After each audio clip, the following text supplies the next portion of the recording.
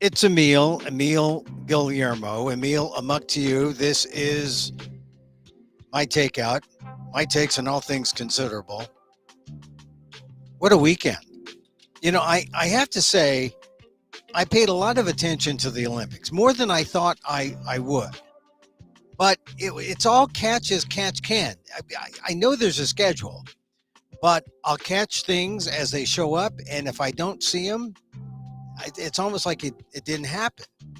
And I I happened to see the 100 meters, and that's kind of exciting with Noah Lyles winning.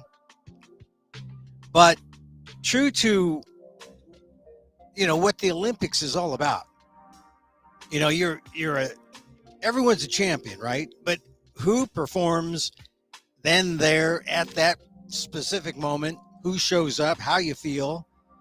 I swear, that was an exciting 100.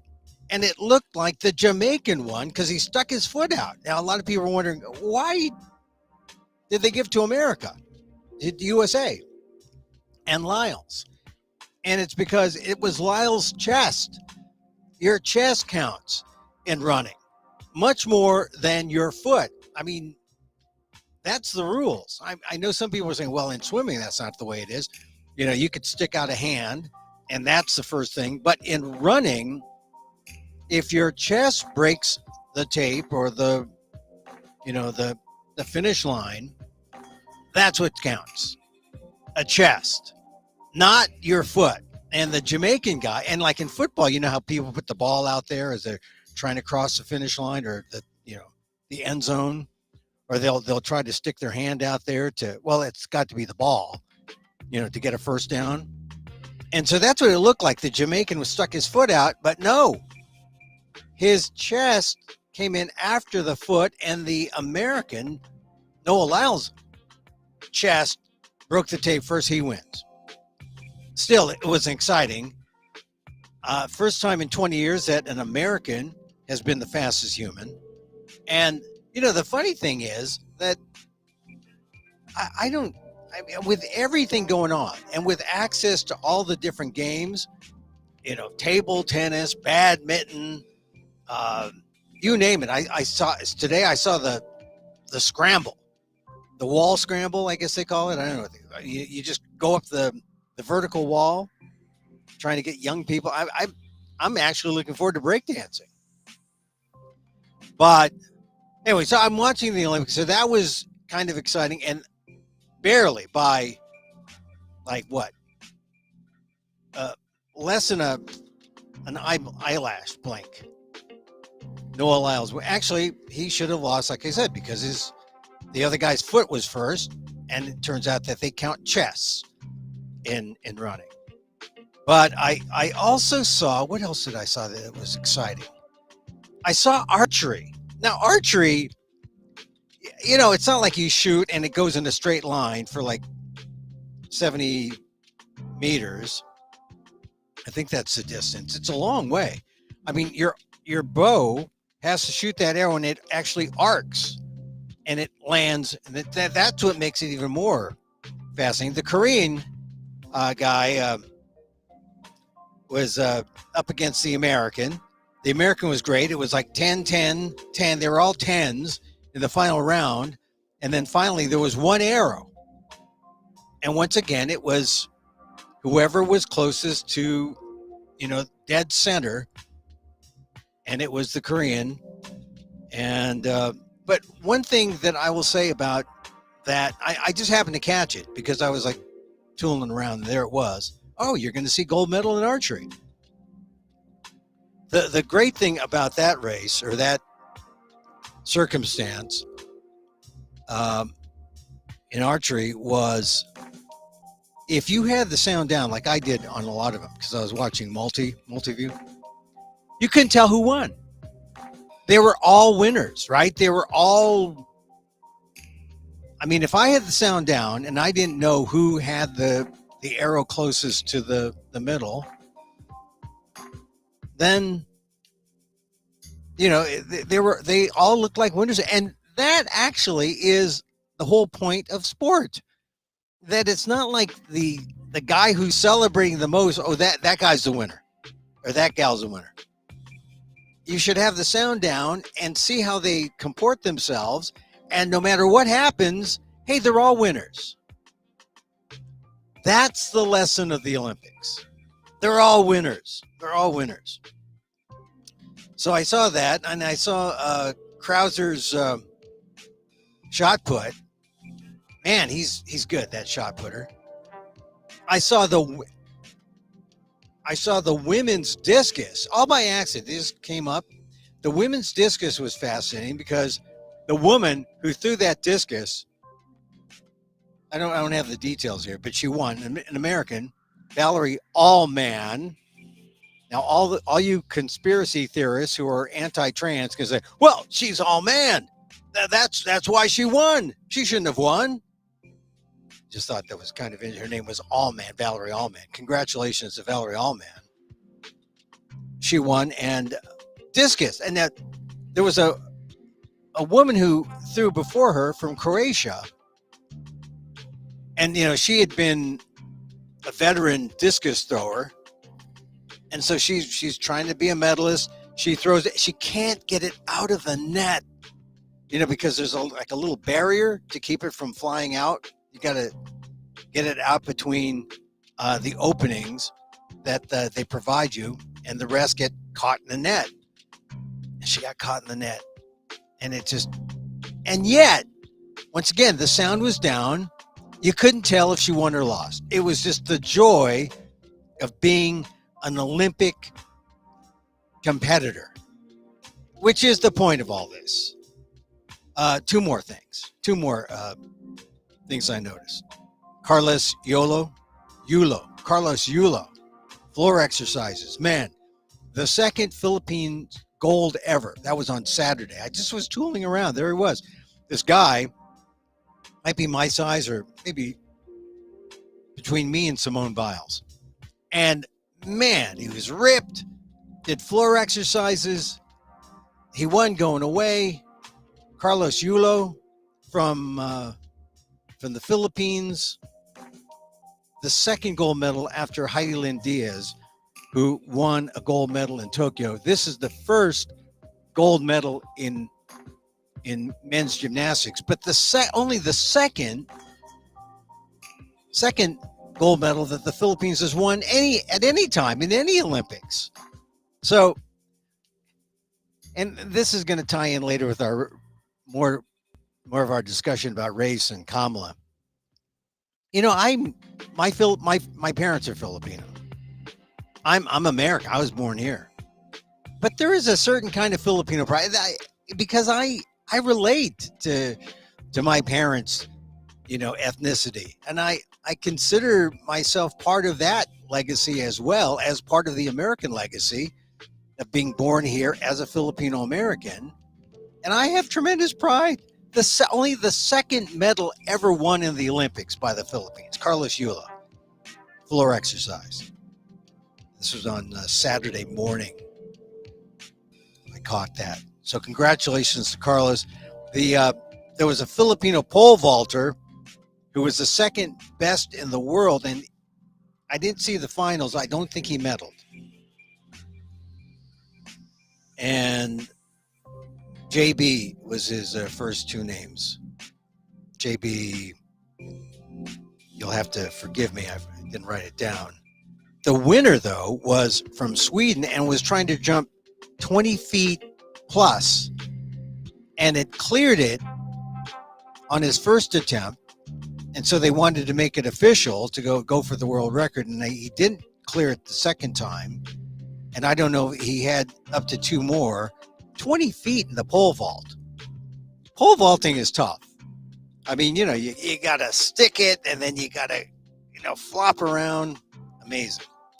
All right, so the Olympics. I like the Olympics. I like it. It's not like USA. It's just like I want to see excellence. I want to see sportsmanship. I want to see competition between the best. And it doesn't necessarily have to be between your country and my country and, anything like that. It just has to be, hey, where's the best? Let's see him do it. and I liked all these things that I caught, by surprise. Like because the women's national soccer team, they don't play again for a day or so. The women's basketball team beat Germany. That was sort of like a rout. Like I don't like the way basketball is being played, because it's like America is got their great all-star dream teams, and it's not a competition, so it's kind of boring. Anyway, so the Olympics, I hope you're enjoying them. I thought that I praised the Olympics and Peacock and the way it shows up on YouTube TV as a way to say, oh, I know how to find everything. But with the time difference and not knowing when they're going to show things, it's really kind of it's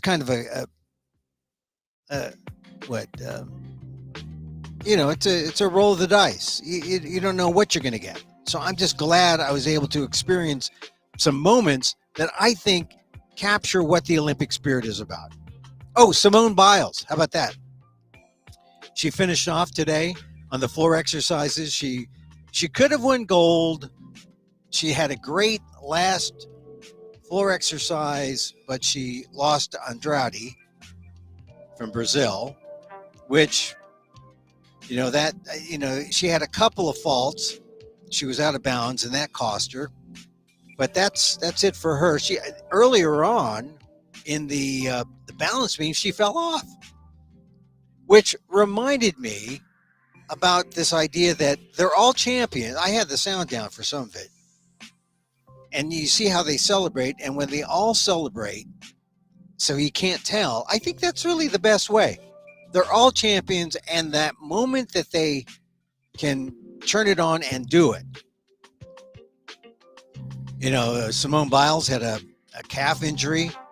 She still finished well in the floor exercise, but she was outpointed by Andrade, and she had a couple foot faults. She fell off in the balance beam. A lot of people are falling off the balance beam. But, these people are human. They're not machines, right? It's not the AI Olympics. It's not like, oh, we know everything that Simone Biles can do, and so let's put it through a machine and calculate who wins, like some kind of digital game. No, it's like you're human. Do you feel like performing today? Do you feel like doing it today? That's what it boils down to. I don't feel, oh, you're a professional. Okay, I'm going to do it. Oh, look what I can do. I'm a champion. See, that's why, look, just by being there, you're a champion. And if you get to the podium, or close to the podium, top 5, top 6, and you try your best, hey, that's everything. That's everything. So congratulations to those Olympians who are done. I think Simone Biles is done now. Suni Lee came in third, or she got the bronze in, I think, uneven bars the other day. And I thought when I saw that, I didn't even know that that was going to be on. I just saw the result. And when I saw that she finished third, I thought, I'm sure she wasn't feeling right. I mean, when you don't perform well, you're trying your best, but you may not feel right. I mean, and now that I know that not only does she have all those liver problems, but thanks to those drug commercials that she's in for some eczema drug, she has unveiled or revealed to all the world about how Asians have eczema. But someone did a story that showed, hey, look, Asians do not have eczema more than anyone else. So if you think that, Asians have so much eczema, as my daughter points out to me. But I said, no, that was like years ago for me. I'm clear. I'm clear now. I got other problems now. I got other old guy problems. But my daughters always complain, oh, Dad, you gave it to us. No, I didn't. And take that Otezla stuff. I mean, that's an eczema thing. And it even, the scientific name for Otezla contains my name, Emil. So it's got to be good. My name's in it. I don't get any royalties for it. Okay. Today's show, we're waiting for Kamala Harris to announce her, the Veep steak news. And it's important. The Veep steak news is important, but the big story for today so far is how the Dow has finished so it's terrible. But don't freak out. Look, I was a Securities and Exchange guy for a while, or licensed. The best thing to do under these circumstances is not to panic. The best thing to do under these circumstances is just to calm down. Don't try to get your money back. If you're young, then calm down even more. If you're old, don't panic yet. But the Fed is going to have to act at some point, sooner than later, and then everyone will rally, and you'll see a rally the closer we get to the election. But I don't know, October, we're in August now. I think we might see a rally if there's some kind of Fed action between now and, say, October. But after that, the closer we get to the election, there could be all sorts of manipulation.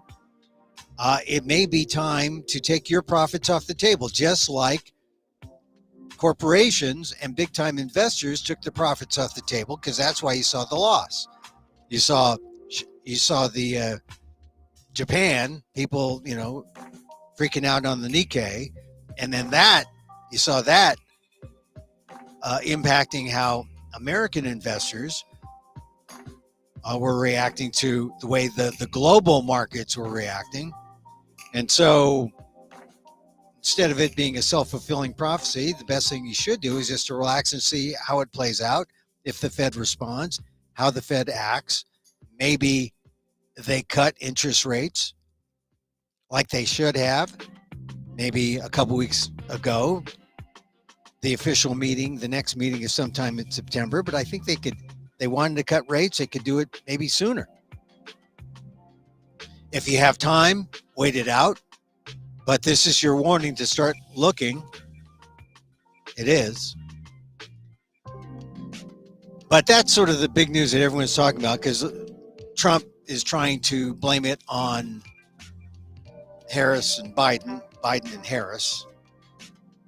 Coincidence. It's, when it's good, he doesn't want to give any credit to Biden Harris. When it's bad, of course, it's all Biden Harris. The best thing he can do is just to say, this is a kind of a typical kind of thing, especially if the Nikkei had such a rough start and was down, futures down, and suddenly, the market's open and things will go down. People start selling, start taking profits. And, they'll want to go back up and then maybe back down one more time before the election. So, best advice, take some off the table slowly, plan to move to more secure investments, maybe take it off the market, put it in some kind of a safety spot where you're not going to get hurt either way.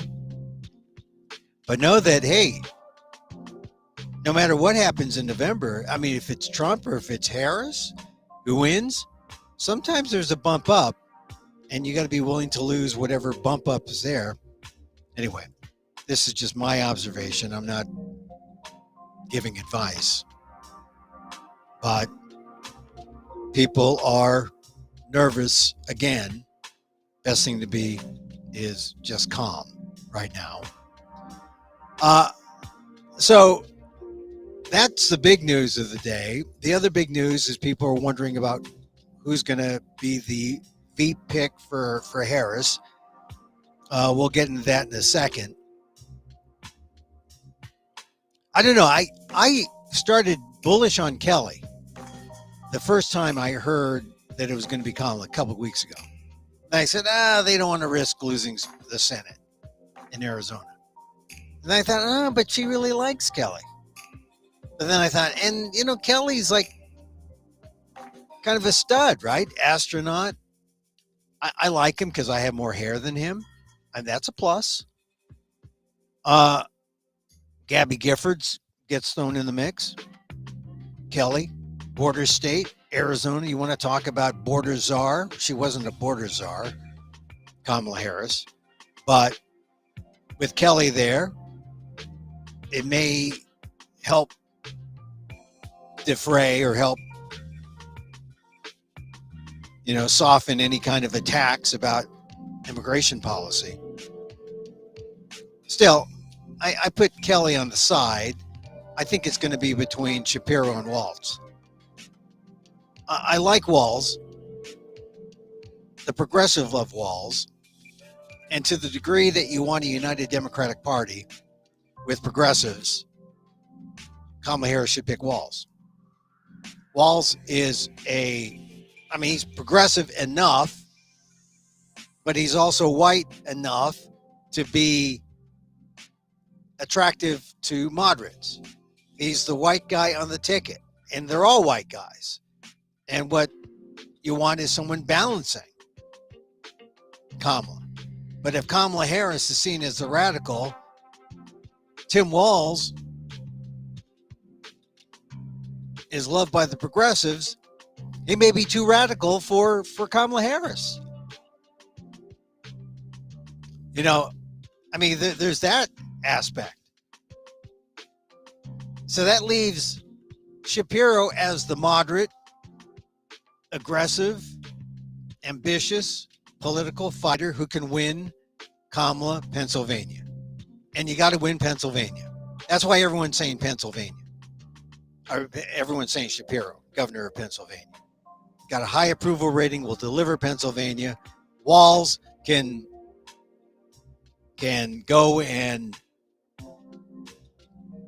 campaign for Kamala, not as Veep, but just as Governor Walz of Minnesota. And they get the benefit of Walz anyway. But you get the benefit of Pennsylvania if you pick Shapiro. That's why it's almost like that 100-meter race where the Jamaican sticks his foot out and the American sticks his chest out, and its chest wins. And I think that's the way it's going to be.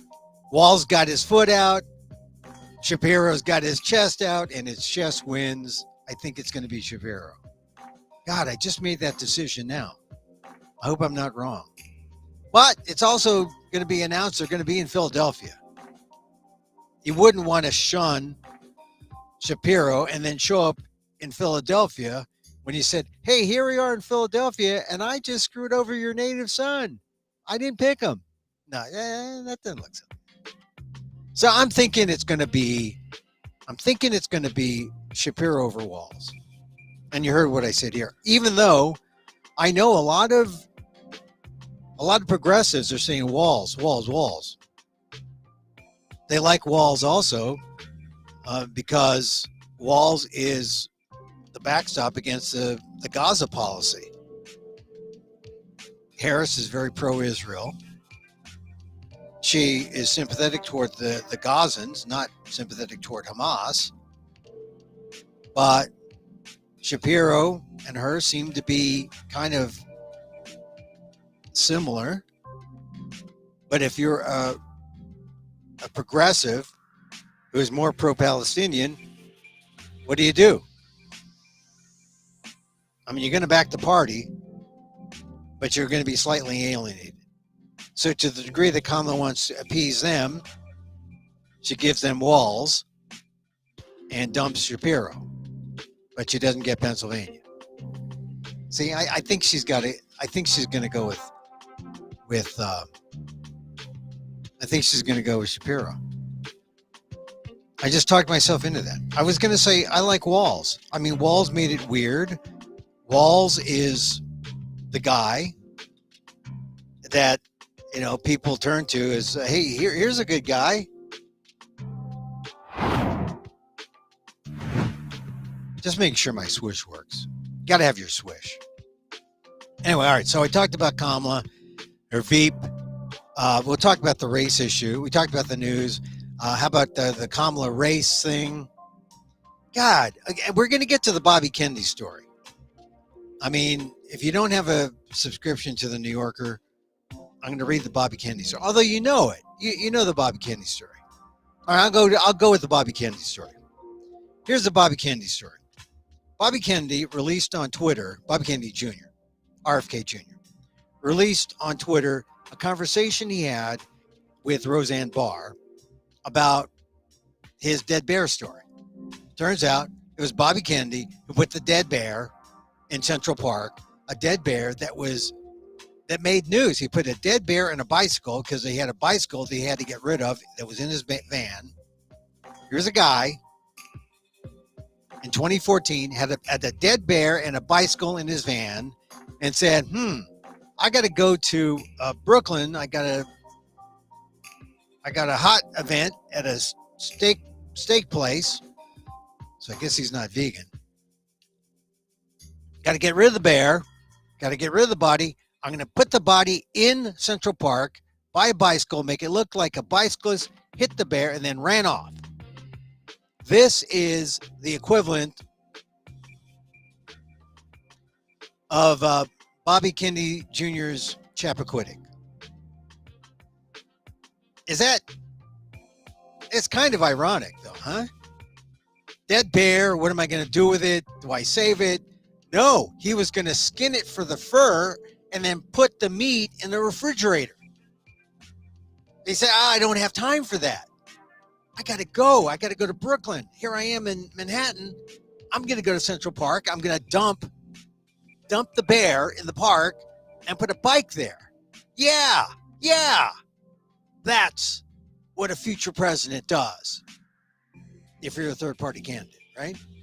I mean, because the traditional parties, what would the Republicans do? The Republicans would sell it. They'd sell it, butcher it, and, sell it to, some big manufacturing company, sell it as burgers, Trump steaks, that kind of thing. That's what the Republicans do. What would the Democrats do? The Democrats would go to a homeless shelter or, some food bank and say, hey, here's some chopped bear. Make it last. Don't know when we're going to have it again. But a third-party candidate says, hey, I got a bicycle, and it's in my van. Someone wanted me to get rid of this bicycle. I got a bear, and hey, let's go to Central Park. And it makes big news. You don't cop to it. It is Bobby Kennedy Jr.'s Chappaquiddick. That's not in bad taste, is it? Can't be. Anyway, this was on X. Bobby Kennedy Jr. released it early so that people would, know the context, right? Hey, as Kamala Harris would say, you didn't just fall off a coconut tree, or actually Kamala Harris's Indian mom. And it's all in advance of this New Yorker story. The New Yorker, which today published this story, which was a profile on Bobby Kennedy Jr. And I'll read it to you if you don't have a subscription to the New Yorker. Bobby Kennedy Jr. In the first part is described as this addictive personality. They go into his Harvard years. We actually were at Harvard at the same time. And, but we ran in totally different circles. If I was running in the same circles as Bobby Kennedy Jr., well, then I might have I might be a fourth party presidential candidate. But no, I knew of people who ran with him, but I couldn't afford the drugs, frankly. That wasn't my thing. But lots of stories about Kennedy's addictive personality, his use of drugs, Ethel going up there yelling and screaming at both Bobby and David Kennedy, a cousin, I think, and the roommates. And, it's just typical Harvard in the 70s, right? So, I never had a great, you knew that people like that were at Harvard. They didn't know you existed, like Filipino Emil Guillermo. They didn't know I existed. But people there knew that people like Bobby Kennedy Jr. existed. And all right, so the first part of the profile is about him growing up and being at Harvard. All right, but the thing that makes news, because it's not that he's the addictive guy who wants to run for president. It's really about this close look about what's happened to him. How did he get to be an anti-vaxxer?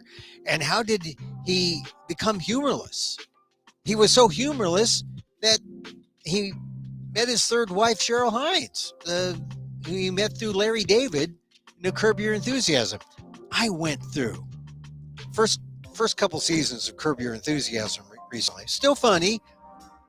Cheryl Hines is one of the key players, of course, because she's married to Larry David in the show. She's funny.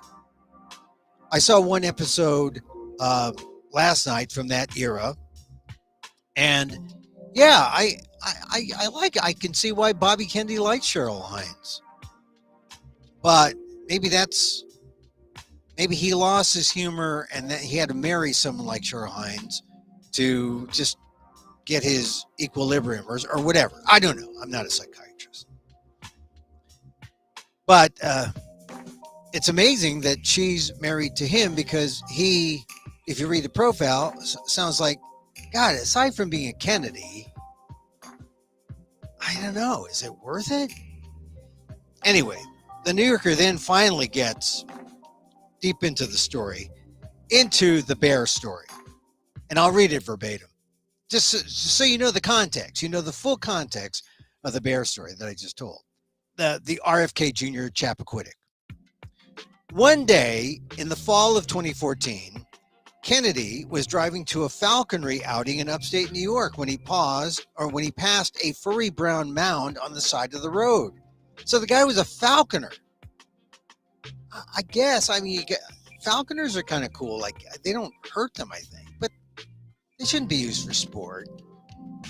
Anyway, Kennedy, pulled over and discovered that it was the carcass of a black bear cub.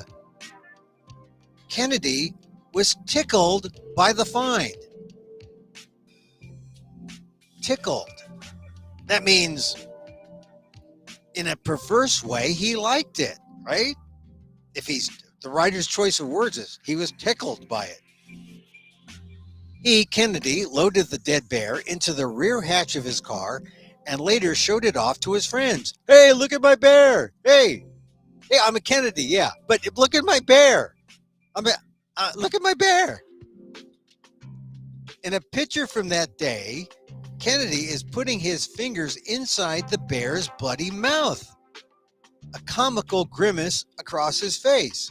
And here's, you can see he's got the bear, he's got his hand. He's got a hand. That's like saying, you could joke. This is an old Letterman joke, you put your hand on something that's hot and you go, ah! And then everyone freaks out and says, oh, you're so funny. When I, the writer, asked Kennedy about the incident, he said, maybe that's where I got my brain worm. The wit is still there despite being an anti-vaxxer. After the outing, Kennedy, who was then 60, so a mature person, not an immature person, and recently married to Hines, got an idea. Maybe this would make a great anniversary gift. No, I'm just kidding about that. But, hey, honey, I got you a bear. We needed it. We got a spare space on the floor there.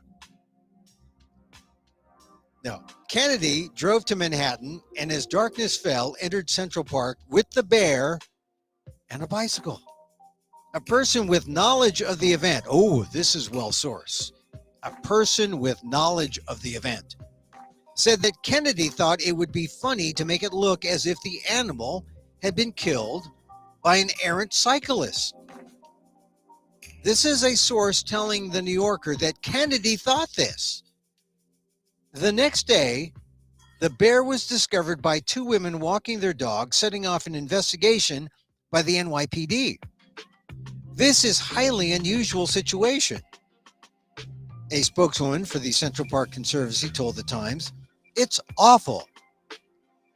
In a follow-up piece for the Times, which was coincidentally written by Tatiana Schlossberg, one of JFK's granddaughters, Caroline's daughter, I believe, a retired Bronx homicide commander commented, "People are crazy." And then there are Kennedys, right? Back to the story. That year, Kennedy moved with Hines to Los Angeles, where he soon became acquainted with Eric Gladden, a vaccine skeptic, who in 2007 founded a group called World Mercury Project. According to an Associated Press investigation, the group, which was later renamed Children's Health Defense, reported $13,114 in revenue on its 2014 tax filings. But in 2015, after Kennedy joined the group's board, revenue shot up to $467,443. Oh my God. The power of the name. The Kennedy name is like a drug in like half-dead nonprofits, like the Children's Health Defense. It went up 4 times. At an event in Sacramento to promote a film by Gladden, Trace Amounts, Kennedy told the crowd that when children receive vaccines, quote, that night they have a fever of 103, they go to sleep, and 3 months later, their brain is gone. This is a Holocaust, what this is doing to our country. And so this is like the beginning of how Kennedy became an anti-vaxxer. But you see how the bear story was skillfully inserted to show a kind of Kennedy backers would say, oh, this is kind of a willy-nilly, I don't know what he was going to do.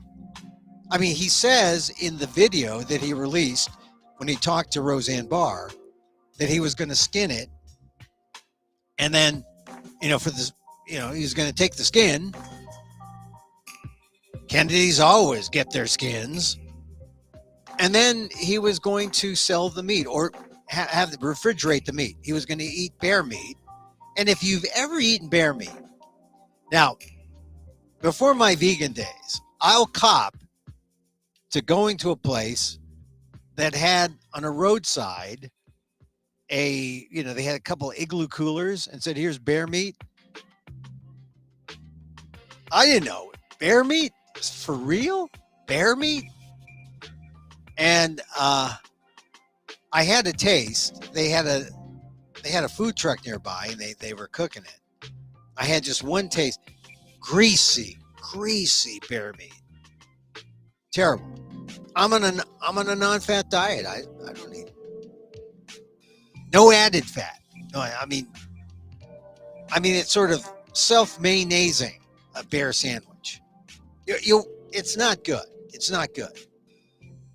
And then I wondered, how do I know it's bear? Maybe it's some other kind of mammal. I don't know. Anyway, that was like a once. I wouldn't say it's a once in a lifetime thing, but I only did it once. So now you know the bear story. And now you know the weirdness of Bobby Kennedy Jr. Read the New Yorker profile. You'll see why the bear story is popping up everywhere. It was big and it made headlines in 2014 because it was another one of those unsolved stories, unsolved mysteries. And now NYPD knows all about the bear. It was Bobby's bear. And it was like on the road to his anti-vaxxing. I mean, you don't just show up and say, I'm an anti-vaxxer. It happens gradually. So that's Bobby Kennedy Jr.'s story in the New Yorker. Catch it. I'm a subscriber. And if you're not a subscriber, I think you might have to buy the magazine, or you can get it online. The Inheritor, What Does Robert F. Kennedy Jr. Actually Want by Claire Malone. Actually, it's a well-written piece. It revives the Bear story. You know, my thing is about the Kennedys. Look, I was at Harvard at the same time. And, you know, you get away with murder if you're a Kennedy and if you're white and you do crap like that. I know that well, thank goodness I didn't have enough money to get into drugs and all that kind of thing. But if I had, I would have to be Ferdinand Marcos's son in order to get the same kind of treatment that Bobby Kennedy Jr. got. And short of that, I probably would have been expelled. But if you're a Kennedy, oh man, the bricks of Harvard are laid upon Kennedys. I mean, you know, not Filipinos. The Filipinos might have laid the bricks, but no, it was, like I said, I didn't know of Bobby Kennedy. I didn't run into circles, but I knew there were people like him. And I knew I just wanted to, what did I want to do? I actually left in 75 to become a DJ in Houston. An actual DJ, an actual record playing DJ. None of these futuristic technologies. Like I wasn't inventing digital. Now, if I was inventing digital music, they say, "Oh, Emil's he's discovering the future." No. That would take a Steve Jobs and a Steve Wozniak and Apple and the iPod. And no, I was playing disc, analog. That's the way to go, analog. But I just know this is the life of the privileged. This is the way a third-party candidate would act. And me, I would act like a fourth-party candidate. All right, so I want to talk just one more time about Kamala. Kamala. I do not mispronounce her name intentionally on purpose. When I mispronounce her name, I do it. I'm screwing up. I did it unintentionally.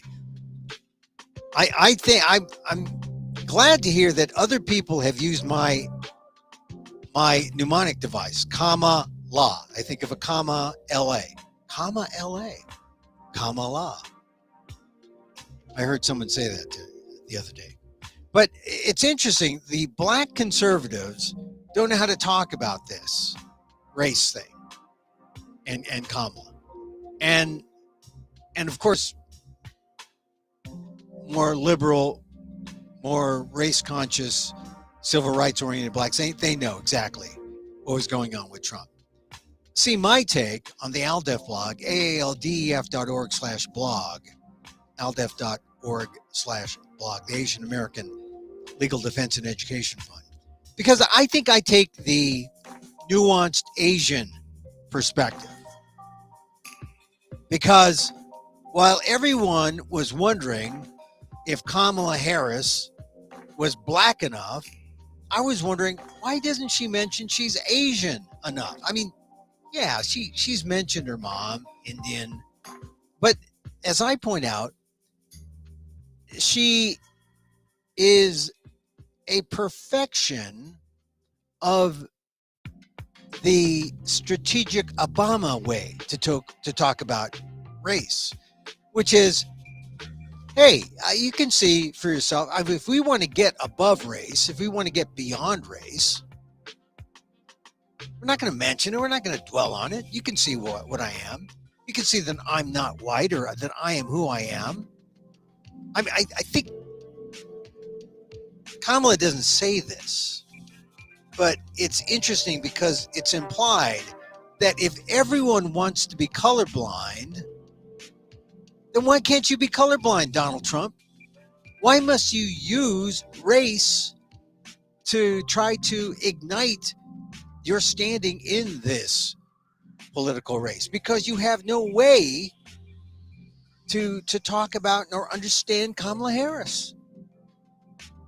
I mean, this is sort of the disappointing thing about people who want to go beyond, because the view among people who've just defeated affirmative action and want to go meritocratic versus, affirmative action or DI, the view is that, oh, okay, we're colorblind. Okay, great. If we're colorblind, who brings up race? Who was the first to bring up race in the race? Donald Trump. Donald Trump. Because he knows it's all he's got. When you've been playing these cards all your life, this is all you got. Kamala Harris says, oh, same old song. Yeah, same old song, because this is the same hand he plays when he's up against a black person, a person of color. He doesn't know how to deal with them as equals. He doesn't know how to deal with them without bringing up race, without stating the fact that they're inferior to a white person. He can't deal with it without dealing with white supremacy and copying to white supremacy. What did Donald Trump say today? Someone asked him, oh, what about Kamala's vice presidential picks? Kamala's vice presidential picks? And Donald Trump said, oh, they're all better than she is. Well, why would that be? Well, of course, because they're white males, more accomplished than this African American. Doesn't know she's African American, doesn't know she's Indian, doesn't know what she is, whatever she is. She's inferior to the white male. That's his game. That's what Trump's playing. I mean, it's not nuanced at all, right? It's just, when the going gets tough, the tough go races. That's what I say. And Donald Trump did. The nuanced approach I do mention in my column, and that is, hey, she's mentioned her Indianness, way before she ran for president in 2019. But as I point out, she did not mention once in 2019 at a CNN town hall that she was part Asian. She was all black. First black woman, And the nuanced approach is to just cop to it all and say, hey, look, I am one and the same. Black, half Asian, all at once. That's pretty damn nuanced. You're pretty damn multiracial. You're pretty damn multicultural.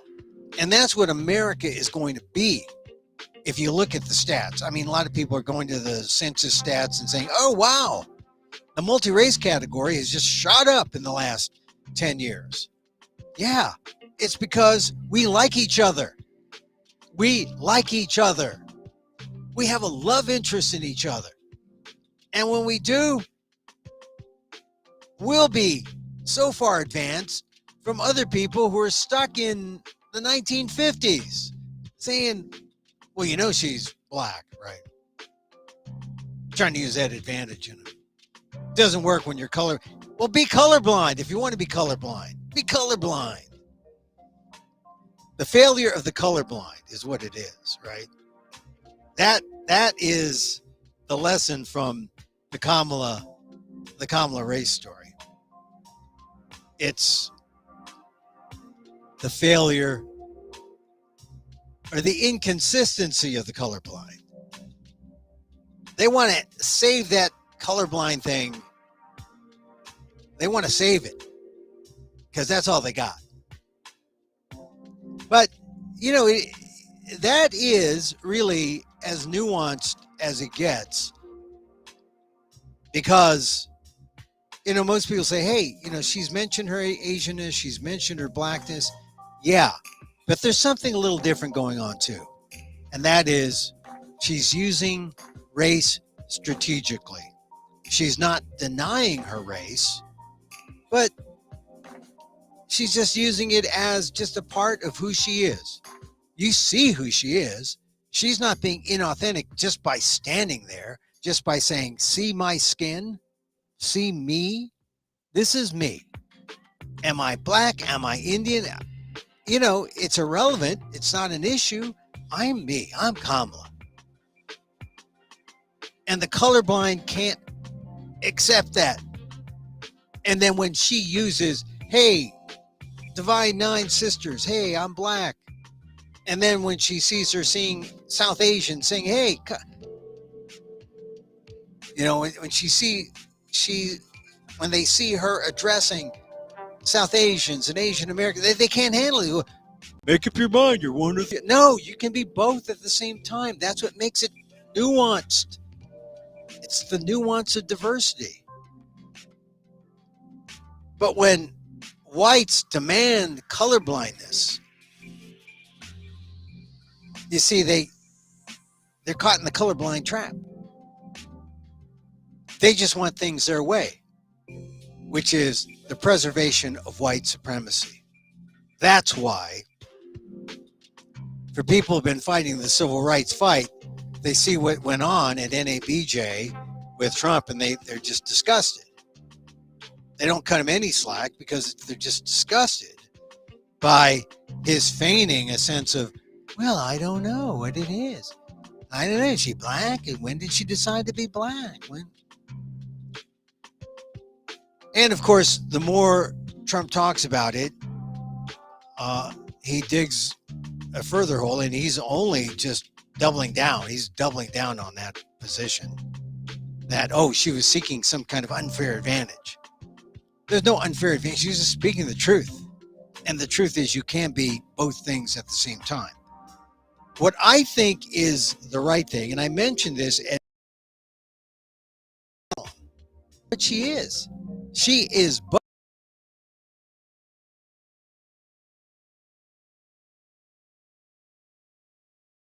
Identifier. Don't half identify Kamala. Don't. I mean, really, it's as simple as that. But as long as people say, "Oh, the black vice president, Kamala Harris," and they don't mention the Indian part, the Asian part, that's the media's fault. Identify her, or be colorblind and don't mention it.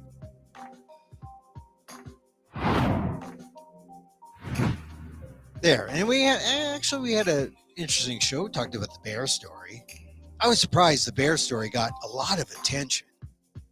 The bear story, and I was surprised because they're current commentators say, I remember 2014. It's funny. I don't remember. I wasn't in New York at the time, 2014. I don't remember the bear story. But speaking of Central Park and the bear, African Americans don't need to be reminded of this, or maybe they do. The general public needs to. Central Park 5.